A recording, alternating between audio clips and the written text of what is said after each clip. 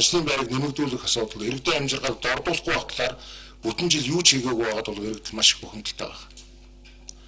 Дээр нэмэгдээд өнөөдрийн орж иж байгаа төсвийн тодтолон олон улсын валютын сангийн нэлээд хүнд нөхцлүүдийг тусгаж орж ирсэн нь бол иргэдийн сонорт айлт хүрсэн байна. Иргэдийн асуудлаар бол байр суурь бол нэлээд хүчтэй илэрхийлж байгаа. Тийм учраас энэ бол арчс намын бүлгийн яхахгүй анхаарлын төвд орж ирсэн гэж ингэж ойлгож болно. Өнөөдрийн хуралдаанаа бид нар олон улсын валютын сангийн нөхцлүүдийг төсөв тусгасан байдлыг дүгнэлт гаргах ажлын хэсгээ байгуулж авлаа. Мэдээж дүгнэлт бол бодиттой байх ёстой. Өнөөдөр улс орны эдийн засгийн нөхцөл байдал, ард иргэдийн амжиргааны төвшин энэ хүзүйлийг харгалзаж энэ олон улсын валютын сангийн хөтөлбөр тусгах үгээс шийдэх ёстой гэж бид бодож байгаа. Ялангуяа олон улсын валютын сангийн хөтөлбөрт хамрагдж байгаа төсвийн тодтолын нэг анхаарах ёстой зүйл юу гэхээр зардал хэсэг танагдаагүй. Зардал нь өссөн мөртлөө иргэдээс авах татварын орлого нэмэгдүүлэх тухай чиглэлээр орж ирж байгаа нь бол бидний байр суурь бол яавч нийцэхгүй байна гэж бид харж байгаа. Энэ асуудлаар бид нар улс төрийн дүгнэлтийг хийхдээ дэлгэрэнгүй олон нийтэд гаргах тавц зайлшгүй шаардлагатай гэж харж байна. Өнөөдөр нийгмийн бухимдал эрх баригчдын энэ олонхын төрөмгийн үйлдлийн хоорондын энэ зөрчилдөөн үүсэх магадлал маш өндөр байгаа. Энийг нуух юм байхгүй. Гэхдээ бид нар эрх баригчдаас иргэдийн амжиргааны бодит нөхцөлийг харсан дүгнэлт хийж энэ шийдвэрийг гаргах байхаа гэж бодож байна. Хэрвээ энэ дүгнэлтийг гаргаж чадахгүй олонхоор хүч төрөн олон улсын валютын сангийн хөтөлбөрт нэгдэж 440 сая долларын халавчны дор 5.5 тэрбум долларын үрийн үр тавих асуудлыг арчс нам зөвшөөрөхгүй гэж бодож байна. Бид энэ үр тавих асуудлыг бол нэлээд ноцтой хэмжээнд гаргаж тавих ёстой. Яг л эрх баригчдаар өөрсдөө 2016 онд ялтыг өөрсөндөө авчрахдаа Монгол орныг өрн дөрвсөн гэдэг энэ үйл сурталчилгааг асуун дөрвөн жил хийж өрийг нэмэгдүүлэхгүй өрийг барагдуулж Монгол орныг хөгжүүлнэ гэсэн амлалт нь өнөөдөр хэвээр байгаа гэж ойлгож байна. Тийм учраас олон улсын валютын сангийн талбайд дор 5.5 тэрбум долларын өрийг шинээр нэмж тавих асуудал дээр бид санал нэгдэхгүй байгаа гэдгийг бол шууд хэлэх хэрэгтэй. Энэ асуудлыг ч гэсэн ард түмэн ойлгох байх гэж бид найдаж байгаа. Тийм учраас улс төрийн дүгнэлтээ бид нар гаргана. Арчс нам дотоод сонгуулиа хийж дууссан. Дотоод шинжлэх бүтц маань шинжлэгдсэн. Монгол орны бүх нутаг дэвсгэрт өөрийнхөө бүтцийг шинжилж арчс намын идэвхжил өндөр болсон байна. Арчс намын гишүүдийн санийн дотоод сонгуулийн хэрэгцээ нэг сэдв бол энэ сэдв байсан. Үнэхээр энэ улс орны хувь заяа хаашаа явах гэдэг юм бэ гэдгээ бид нар ард түмэнтэйгээ хамтарч шийдэх ёстой. Нэгсэл эрх баригчдын энэ хүчлэмжийн үйлдэлээр бид амьдрах юм уу? Нэгсэл өөрсдийнхөө эрх ашиг хамгаалах юм уу гэдэг энэ өнцгтэй асуудлын торгоо агшин дээр ирсэн гэж бүгдээрээ харж байгаа. Тийм учраас бол арчс намын бүлэг энэ чиглэл рүү бол энэ төсвийн тодтол олон улсын валютын сангаар өөрсдийнхөө байр суурийг илэрхийлнэ гэсэн ийм бодолтой байгаа та бүхэнд хэлье. За товчондоо миний их мэдээлэл юм байна. Асуух тодорхой байх асуулт руу авчих. Ажлын хэсгийн энэ дүгнэлт гаргах ажлын хэсгийг хэн гишүүн ахалж байгаа юм бол одоо тэгээд олон бол үндсэндээ 4 сарын 12-нд 15-нд багтаад одоо төсвөлтөл батлна гэдэг зүйлийг хурлын дараа бас ярьсан байлаа. Тэгэхээр та бүхэн дүгнэлтээр гаргаад энэ дэр одоо ямар нэгэн бас нэмэр болох гэдэг ч юм уу ийм асуудал ерөөхдөө байгаа юм л энийг юу гэж ярьж байгаа. Хоёрдугаарт нь татвар өгөхгүйгээр одоо энэ эдийн засгийн хүндрэлийг давж гарах ийм боломж угаасаа байхгүй юм шүү. Тэгэхээр одоо өссөн үсээгөө ингээд олонх бол мэдээж татвар нэмдгээр нэмээд явах юм шүү гэдэг нэг ийм дүр зураг харагдаад. Ажлын хэсэг би өөр ахалж байгаа. Ажлын хэсэгт манай Бацаандан гишүүн, Санжмэтов гишүүн, Нарамтай гишүүн, Бүрүүдорж гишүүн орсон байгаа. Бид ажлын хэсэг чиглэлээрээ өөрөөсөө үүрэг хуваарлт хийсэн байна. Гэхдээ бид нар судалгаа шинжилгээгээ бодиттой гаргах хэрэгтэй. Өнөөдөр Монголын эдийн засаг тийм ч тулдсан уу гэдэг дээр бол бидний мэрэг чанар олон байгаа. Олон улсын валютын сангийн дүгнэлтийн нийгэмтэй бид санал нэгдэж байгаа. Монголын эдийн засгийн хүндрэлийг зөв дүгнсэн, улс төргөөр дүгнсэн байна. Ард нам юу гэдэг нь гэхээр арчс нам Монгол орныг юм болгосон гэдэг үгндэг эдийн засгийн хүндрэлд оруулсан. Энийг бид улс төрийн дүгнэлтийг шаардж байгаа. Олон улсын валютын сан нэг зөв дүгнэлтийг өөрсдийнхөө дүгнэлтэнд дарж ирсэн юу гэсэн гэхээр Монгол улсын эдийн засгийн хүндрэл ганц тулгуурт уул уурхайн бүтээгдэхүүний үн унснаас үнээс шалтгаалсан гадаадын хөрөнгө оруулалт дайцсан учраас эдийн засгийн хүндрэлд орсон гэсэн хамгийн эдийн засгийн зөв эрүүл дүгнэлтийг олон улсын валютын сан бас хийсэн гэж бид харж байгаа. Тэгээс эдийн засгийн асуудлыг олон улсын валютын сан яг тэр дүгнэлтэнтэй хийхдээ Монголын эдийн засаг зогсон байдалд орсон байна гэдэгтээ бид санал хийж байгаа. Санал нийлэх юм дээр бид нар нийлэхгүй юм дээр нийлэхгүй гэдгийг бид ойлгох хэрэгтэй. Хоёрдугаар. Арчс намын ирэх болж байгаа үед эдийн засгийн хүндрэл ямар хөө байсан бэ гэдгийг манай Монголын ард түмэн мэдхийн дэд хэмжсэн. Тэр үед 1 тонн нүүрсний үн $30 хүрчээлээ. 1 тонн цэсний үн $3,000 төлөвлөсөжээ. Өнөөдөр бодит байдал өөрчлөгдсөн. Дэлхийн зах зээл дээрх түүхийн эдийн үн зөвхөн уулуурхаас бусад түүхийн эдийн үн өсөж байгаа нь Монголын эдийн засгийн өсөлтөнд ашигтайгаар эргэж байгааг бид эрүүлэр олж харах ёстой. Тэр үед $30 байсан 1 тонн нүүрсний үн өнөөдөр $150 руу өгч байна. Тэр үед 4,000 байсан цэсийн үн өнөөдөр $6,000 руу өгч байна. Монголд мөнгө орж ирж байгаа. Монголд мөнгө орж ирж байгаа, төсвөл орж ирж байгаа энэ мөнгө юунд зарагдж байна гэдгээ бид нэр өөрөө өөрсдийнхөө сахлах харуулсаар тооцоолохоос гадаадын евро нэгэн төсвөл төрийг хэрэгжүүлэх, санхүүгийнхээ эрх мэдлийг гадныханд хэрэгжүүлэх ийм нөхцөл байдал өнөөдөр байхгүй гэж бид харж байгаа. Тийм учраас олон улсын валютын сангийн хөтөлбөрт хамрагдах нь зөв буруу юу гэдгээ бид нар ярилцах ёстой. Бид ойлгож байгаа. Эдийн засгийн зогсон хүндрэлтэй нөхцөл байдал байгаа гэдгийг. Тэгэхдээ өнгөрсөн 4 жилийн нөхцөл байдал өнөөдрийн нөхцөл байдал хоёр өдөршин зөрүүтэй болж эдийн засгийн хандлага өөрчлөгдөж байгаа, бүтээгдэхүүний түүхийн эдийн бүтээгдэхүүний өсөж байгаа гэдгийг бид ард түмнээс нуух ёсгүй маа гэдгийг би хэлж байна. Зүгээр асуулт байна.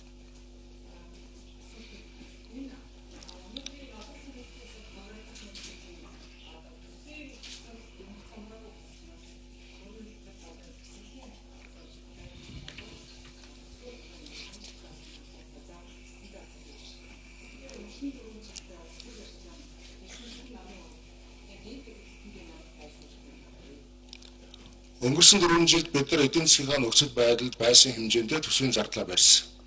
Анх удаага Арчс намын засгийн газар төсвийн урсгал зардлыг хассан юм шүү дээ. Олон жил хасагдаагүй зүйлийг. Нэгдүгээр. Орон тооны асуудлуудыг дэд сайдаас өгсөөлөө бид нар хассан юм шүү дээ. Эдийн засгийн нөхцөл байдалтайгаа уялдуулаад. Өнөөдөр бүх зүйл эсэргээрээ явж байгаа. Төсвийн зардлын задаргааг манай ажлын хэсэг хийгээд ил тодор гаргах ёстой. Ямар үндслээр төсвийн зардал нэмэгдээд байгаа юм бэ гэж.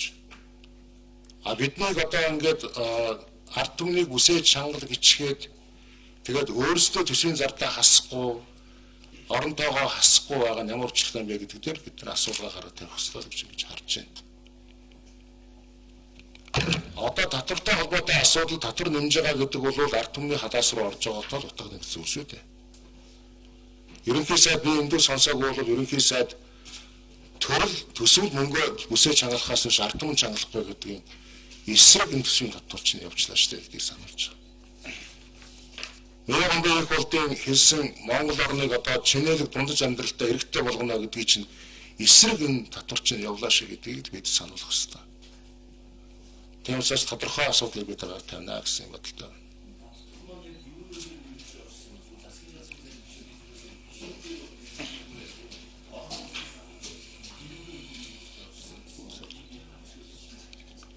Бүх төсвийн ерөнхийлөгчийн захирагч дээр төсвийн зардал нь нэмэгдсэн байна.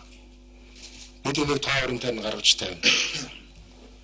Ямар сайдууд дээр яаж онцгой нэмэгдсэн бэ гэдгийг нь бид нар бас тал талаас нь шинжиж үзэж байна. Заашгүй нөхцөлтэй зардал байсан уу үгүй юу гэдгийг бид нэр эргэж харна.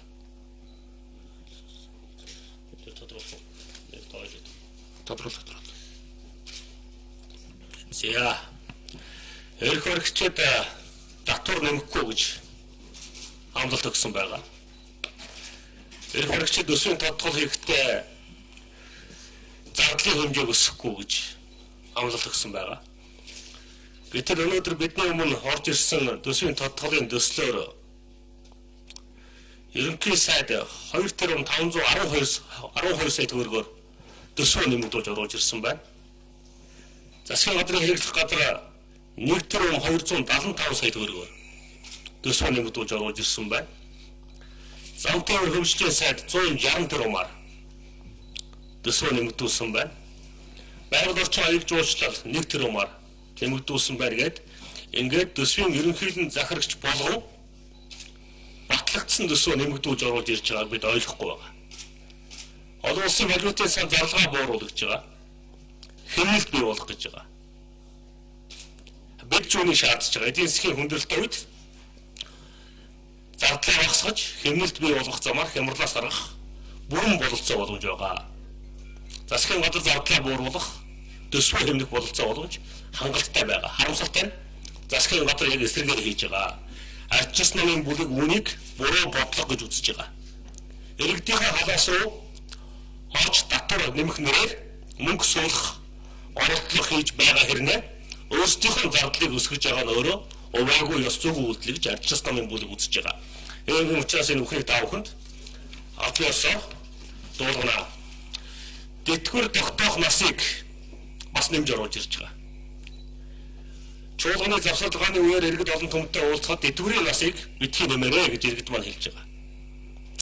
Гэтэл тэтгэврийн насыг нэмэгдүүлж төсвийн тодголыг оруулж ирж байгаа. Энийг буруу гэж харж байгаа. Удахгүй бензин шатхууны үнийг нэмэх онцгой албан татварыг өсгөж оруулж ирж байгаа. Эдийн засгийн хямралын үед иргэдийн халаас руу суйлах, иргэдийн халаасаас мөнгө татах энэ өнөөгийн бодлогоудаа эрх баригчид засаж залруулах ёстой. Монгол улс хүүхдийн эрхийн конвенц нэгдсэн байна. Хүүхдийг дэмжих бодлогыг хүүхдийг ялгарлан гадуурхахгүйгээр явуулна гэж бид олон улсын конвенцэд нэгдсэн. Гэтэл хүүхдийн мөнгийг зөвхөн цаан тооны хүүхдүүдэд олгоно гэдэг бодлогыг оруулж ирж байна. Ийм одоо ялгарлан гадуурхсан үндсэн хууль зөрчсөн увайгүй ёс зүйн бодлогоо эрх баригчид эргэж харах зайлшгүй шаардлагатай гэж ардчилсан намын бүлэг үзэж байгаа. Энэ үднээс бид ажлын хэсэг байгуулсан. Ажлын хэсэг албан ёсны дүгнэлтээр бас та бүхэн танилцуулнаа. Албан ёсны дүгнэлтийг хурал дээр бид нар гаргаж тавина гэж ингэж харж байгаа. За асуулт юм шиг.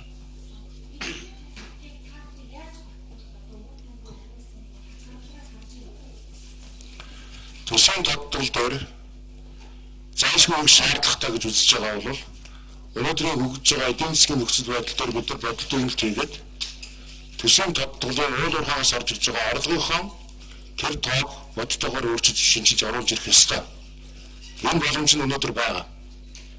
2016-2015 оны төсөвд 1 тонн уурсны үн, 1 тонн зэсийн үн яг тухайн зах зээлийн үнээр дагавар байсан нөхцөл хүндрэлтэй нөхцөл байсан. Өнөөдөр бол энэ нөхцөл өөрчлөгдөж орж ирэх ёстой төсвийн тодтол дээр. Биржийн 2017 оны төсвийн үн 2017 оны тодтол тусж байгаа энэ түүхийдийн үнийн 3 үнийн зөрүүн дээр хамгийн доод үнийг бол төсвийн тодтол тусгасныг бид нар буруу гэж үзэж байгаа. Өөрөлдвөл энэ оны ямар нөхцөлөөр явагдах вэ гэхээр 2017 оны төсвийн үн өсч болох түүхийдийн биржийн үнийн харин дунджаар авах юм бол илүү бодиттой болно гэж надад харж байгаа. Энэ бол Монголд орж ирэх экспортын орлогын нэмэгдэл болж харагдах ёстой. Нэгдүгээрт.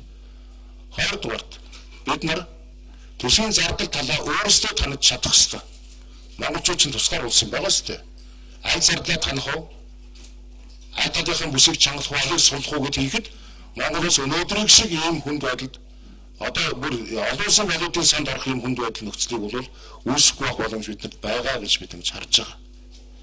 Олон улсын валютын сангийг дахиж онцолж хэлээ. 440 сая долларыг авч байгаа асуудал нь биш гэж би хараад байна.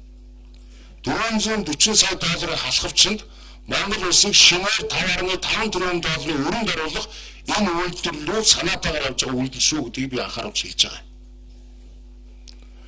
Одоо сая Япон улсаас 800 сая долларын урт хугацааны зээл авч байгаа. Зээл авах нь бол буруу зүйл биш. Тэгэхдээ энэ дахиад олон улсын валютын сангийн нөхцөлийг хангасан нөхцөл гэдэг агуулгатай орж ирж байгааг нь бид буруутгаж байгаа. Яг заавал олон улсын валютын сангийн нөхцөл рүү түлхчихэж бид нар энэ гадаадаас үр зээл авах шаардлагатай юм бэ гэж.